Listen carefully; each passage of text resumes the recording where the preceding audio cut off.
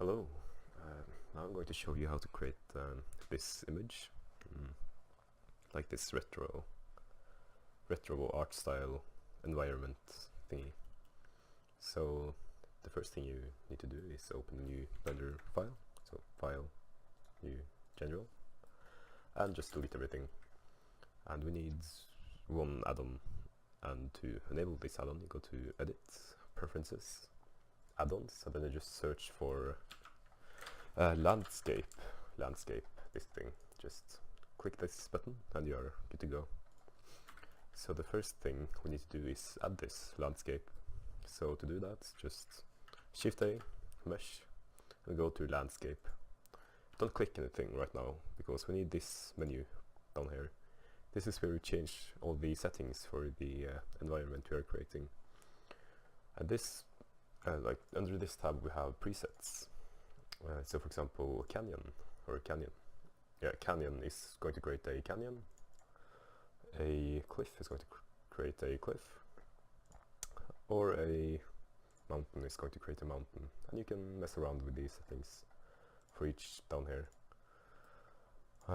So just find something that looks good. Okay, I'll use this preset called Gully? I don't know.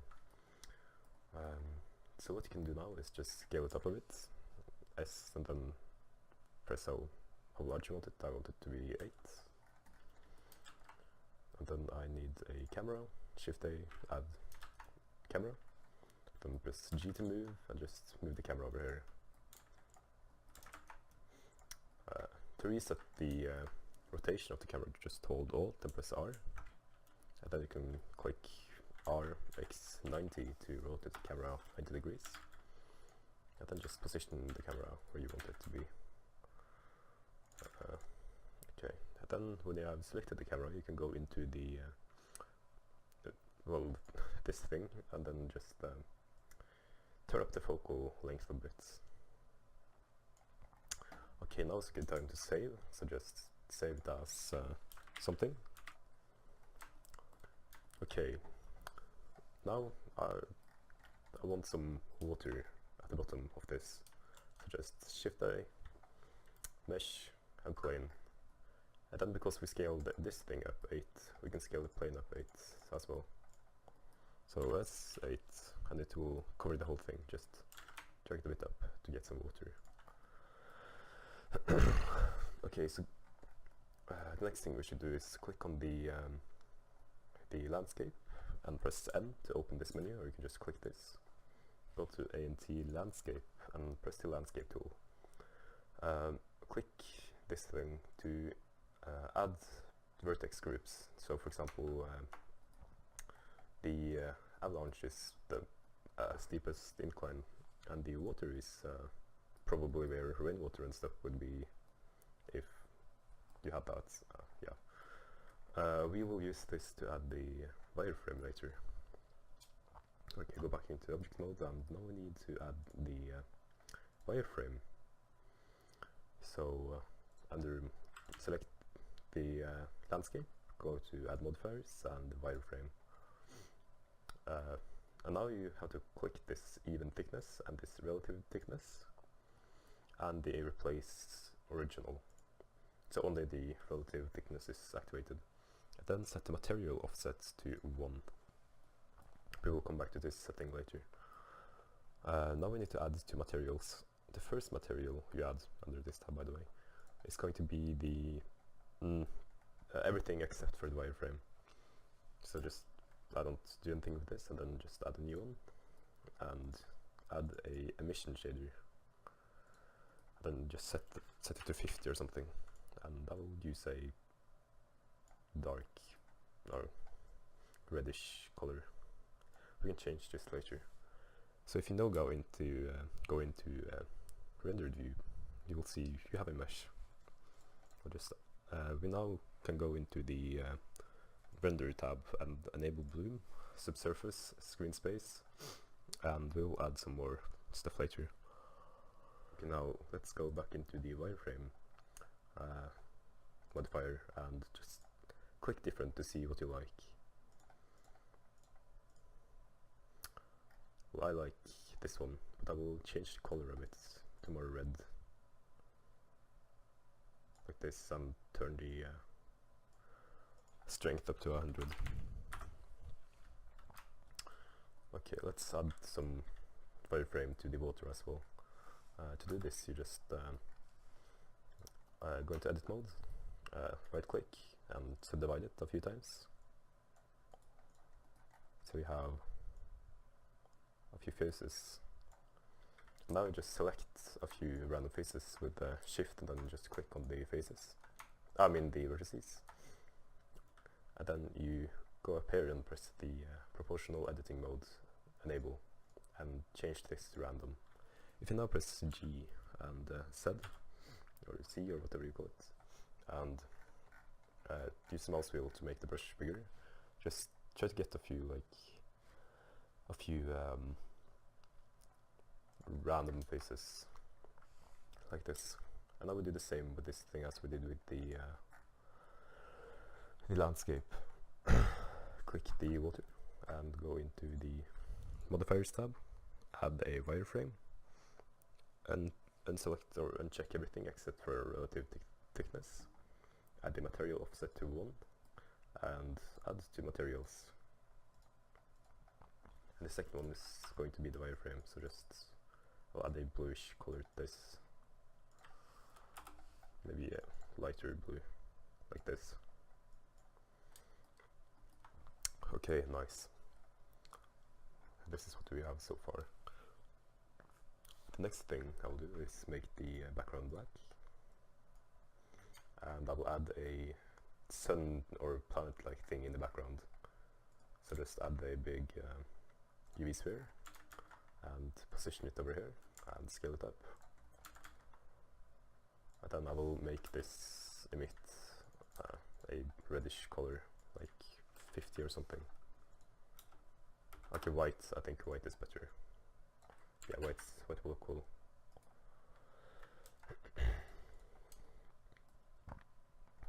Okay, we can turn down the bloom a bit maybe. The radius. Okay. And now let's add the background, like the sky. So I'll just take this, go back into solid view and shift D to duplicate. I just bring it behind the sun and just click R to rotate, X on the X axis, and type 90 and scale it up a bit. So now we have this background as well. If you click on this and go into the shading tab, just click the 2 button under the emission shader, so we can add a new one, and just set it to red or something. I like red.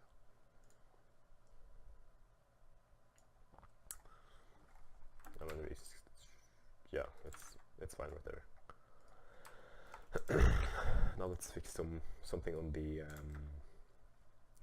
landscape. If you click the first shader and we go into the shading tab and just go back into shading view, we need to add a normal map because it's kind of plain right now. So add a noise texture, search, Shift A, search, noise. Add a color ramp, Shift A, search, color ramp or ramp. Just plug it in and plug the color into a bump node. Add the normal into the normal and the color from the color ramp into the height. Okay, and now we need to add a texture coordinates. If you have the node wrangler add-on installed, just click on this and click Ctrl T, or you can just add a mapping node and a texture coordinate and plug it in with object into the vector and the vector into the vector of the nice texture. Now I'm going to scale it up a bit, or a lot, maybe 70, and then add or make these things, make the black and the white closer so the the bumps are not so smooth, and then just take the strength down. And then add the color into the roughness. Okay, that's a bit too much. Okay, I will change it to 700 instead. to get this effect. Then take the strength down even more. Maybe the distance as well. I want a very subtle effect. Yes, we can do it like that, and then click the water again, and the this material, the base mesh, not the wireframe but the old one, and just make it metallic and turn on the roughness a bit. Now is a good time to add the volumetrics. So go back into the render tab, open the, or enable the volumetrics, and now go into, or click this and go to world. In here you just shift A, shader, principal volume, and plug the volume into the volume. You can turn down density a bit to, yeah, 0.1 is fine, or maybe a bit more, like even more maybe, 0.05. And now let's add some particles. Let's go back into the layout, and go back into solid view. Let's create a new collection, just right click new, and call the collection like particle. Add then shift A, add a cube, and just scale the cube over your whole project. Now go into the object tab, and go to viewport display, and display as wire, so you won't have the solid colors. Make a new particle system with going to the particle tab and going to new, and then we will take the source and make it volume, so it will emit particles from the volume, as you can see. I will turn off the gravity and turn the velocity down to 0.1 maybe. I'm not going to animate it anyways. Then make the frame start and frame end to 1. So I have a lot of particles. I can take this to 100 just in case. Now we'll turn up the particle amount to 10,000. Yeah, we can try that right now. Then we will add a new collection. I'll just call this use this, and click on that and shift A, add a cube. This cube is going to be the particle. So if you go back into the domain, it's not called domain, but I will call it domain, and go to the render tab, render as collection, and choose the collection you just created with the cube. So you can see we have cubes everywhere. Not the nicest thing ever, but you can take the scale down to, I'll add some scale randomness. Now click on the cube and open the shading tab, add new, and then go into the modifier and add a wireframe to it, and then uncheck everything and check relative thickness and material offset by 1. Now if you go to the shading tab and add a emission shader to it, you see all the particles will have a outline. You can take a purplish color.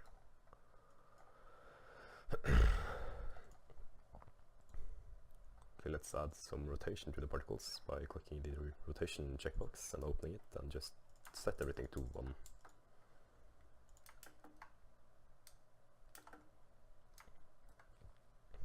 Okay, now we can add a sun,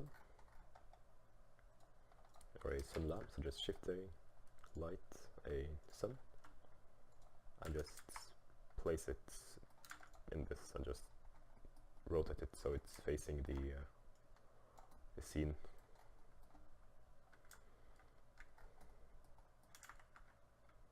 And then just go to shadows and clip start 0 and end 200. Contact shadows on.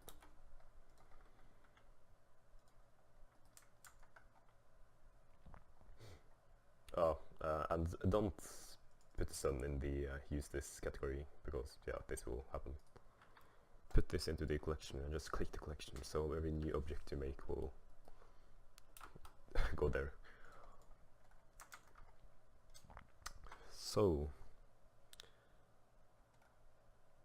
now let's just take a quick render, see what happens. And I think I forgot to take away the cube. Right. Yeah, just uncheck these three, so you don't click on it or you don't see it when you render. I think I will make this a bit higher, and the sun, and just rotate it down, so we get this effect from the top. And I think that's it. Just render the image. Oh no, we need to add a bit of depth of field. I can't say that. Just click on the DOF and click the camera, and go to the camera settings and the depth of field. Just or first enable viewport display and just enable the limits, so you can see the this empty object is going to tell you where the camera is focusing. I will just make it in the middle of the scene on this kind of like dent right there. And then just turn the f-stop down to 3, or just play around with it, but I will set it on 3. And now I will render. Or first, yeah, again first, just I will make it a bit wider. Now I will render the image. And of course I did something wrong again. Maybe this has to be on. No, you need to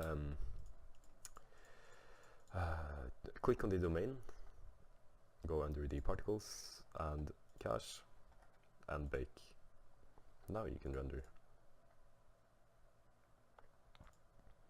And there we have it, a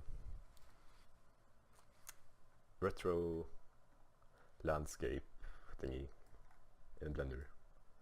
And you can animate this if you want to. Just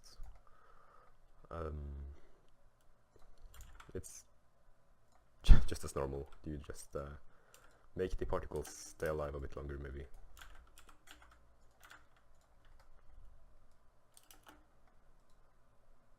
Yeah, something like that. So thanks for watching, and follow me on Instagram. Yes, goodbye.